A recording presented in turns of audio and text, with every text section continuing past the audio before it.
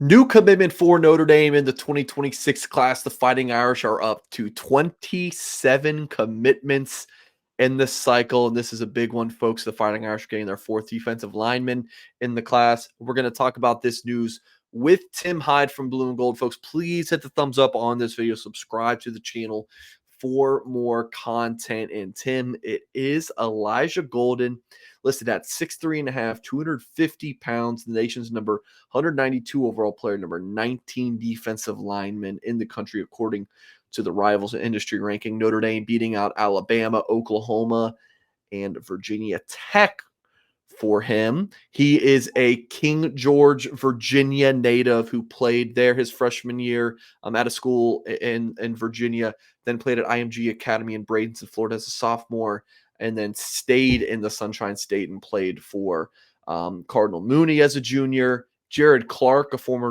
Notre Dame player about 20 years ago, is his head coach. And Clark, and Golden will play there as a senior this fall before now heading off to South Bend with his commitment here. So, Tim, what's your reaction to this news? Yeah, I mean, this is, we could talk about him with, like so many other guys where it feels like we've been waiting, right? He's been, my gosh, I think we've talked about him obviously a long 18 months probably, right? Since, his first offer going way back when. And athlete, let's just get, cut to the chase. He's an athlete. He's a down south athlete that's going to just keep growing into his body. You got a guy that unbelievable first step. Look at that step right there, his hand placement, the way he could change direction. That's the key with some of these. You get some of these Southern D linemen, the way they just plant and run, cut almost like they're a running back. So sky's the limit for this guy. I hate to throw that out there already for him, but the potential is elite. And you say that because how long he is. You can see this guy packing on some weight. You keep that explosiveness with that arm reach, that power step he's going to develop, shooting his hands into the gap, playing his play side leverage.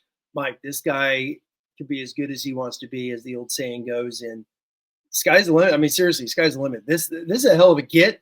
Goes perfectly with this defensive line class, which as a four-man haul is as good as there is in the country. It's definitely going to be a top 5 D-line unit. I'm just throwing that out. I haven't studied every single unit, but right. The 4 they have fit perfect. 2 great ends, 2 really good physical inside presence guys with Tiki Hola and obviously with Golden. And then Golden, another thing, I kind of think of him as like a Rubio guy as far as the length goes. I feel like he could get up to that 290, 300 pound with his quickness and the get off and some of the explosiveness that Rubio has as a pass rusher. I could see that with Golden down the road. Yeah, I mean, you hit the nail on the head with this class, because you have your bookend DNs that are just going to wreak havoc, right? I mean, with Rodney Dunham, Ebenezer Uatade. Dunham's a 5-star by Rivals, and Ebenezer is damn close. Rivals only has 12 5-stars right now. They'll have 32 by the end of it, and Ebenezer is definitely in the conversation to be one of them.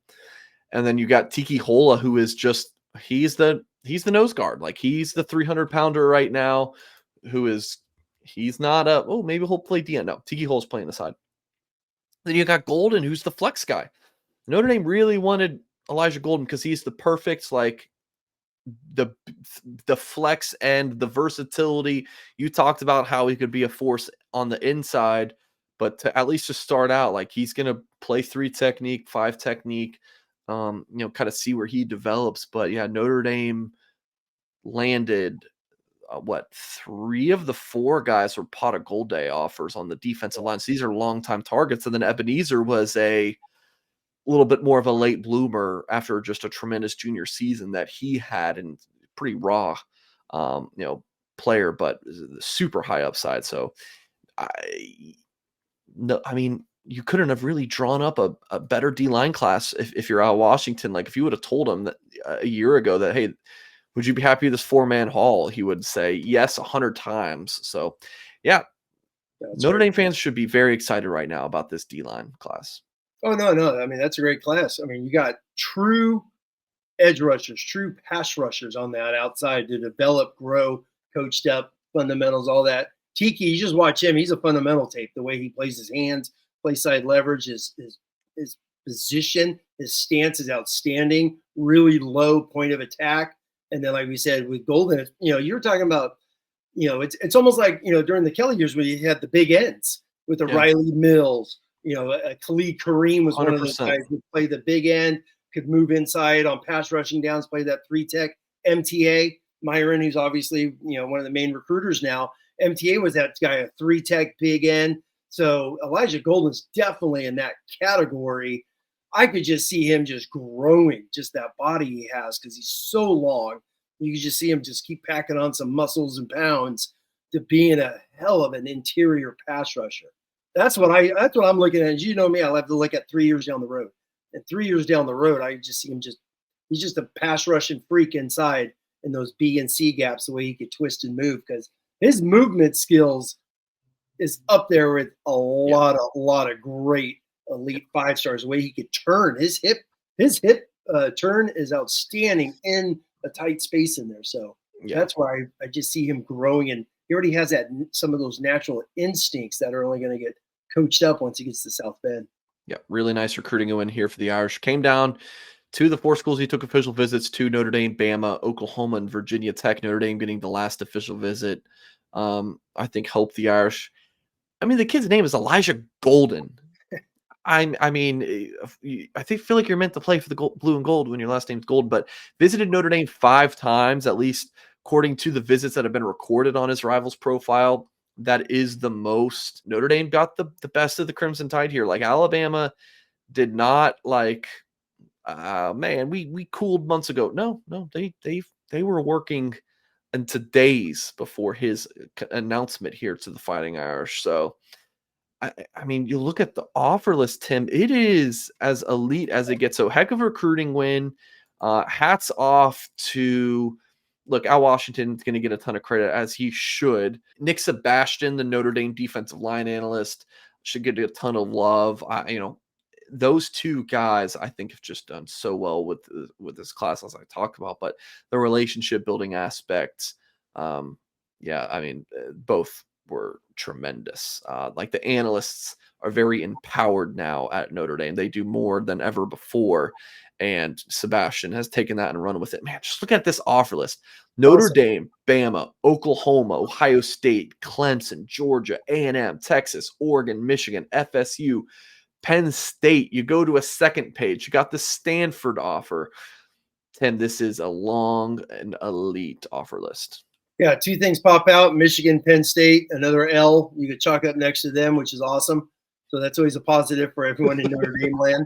And then lastly is, I always talk about the big three in recruiting, which the last 10 years has been the Buckeyes, Crimson Tide, and the Bulldogs. And he's got an offer from all of them, which tells Yeah, me those are great D-line schools, a lot of NFL talent, which goes back to my point of, I just see this guy just being a hell of a pass rusher and yeah, just causing havoc. And those schools obviously have produced him. I'm sure when they were recruiting him, they saw the same vision: a B gap pass rusher in a straight line, and the ability to twist and hit the edge on twist with the D end as a three tech, which I think he could do in a heartbeat. So, hell of an offer list, a heck of a win. And then just wraps up, as you said, Mike, what is it, 27 commits, a large 27. class. I think, with all the updates, senior seasons, it is going to be awfully, awfully hard to push Notre Dame out of this top 5. I don't want to jinx it, but I mean, it's going to be right there. It's Yeah. going to be a top 5-ish closing type of a class.